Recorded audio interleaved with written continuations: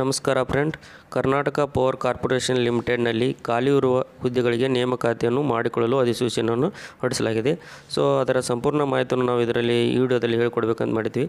So friends, ಯಾರಾದರೂ ಅರ್ಜಿ ಸಲ್ಲಿಸೋರಿದ್ದರೆ ಈ ವಿಡಿಯೋನ ಪೂರ್ತಿಯಾಗಿ ನೋಡಿ, ಹಾಗೆ ನಮ್ಮ ಚಾನಲ್ನ ಸಬ್ಸ್ಕ್ರೈಬ್ ಮಾಡ್ಕೊಳ್ಳಿ ಫ್ರೆಂಡ್ಸ್.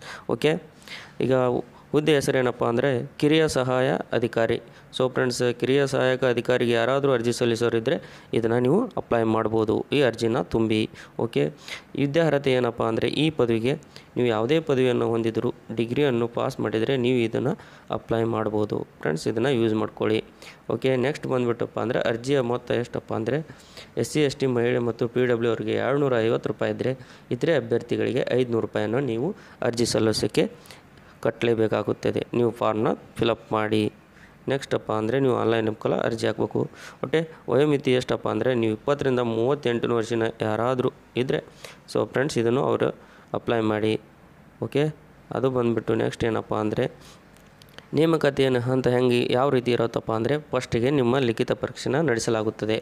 ಲಿಖಿತ ಪರೀಕ್ಷೆ ಆದ ನಂತರ ಸಂದರ್ಶನ ಇರುತ್ತೆ. ಸಂದರ್ಶನದಲ್ಲಿ ನೀವು ಪರ್ಸ್ನಲ್ ಇಂಟರ್ವ್ಯೂನ ಅಟೆಂಡ್ ಮಾಡಬೇಕಾಗುತ್ತೆ. ಸೊ ಫ್ರೆಂಡ್ಸ್, ನೀವು ಅಟೆಂಡ್ ಮಾಡಬೇಕು.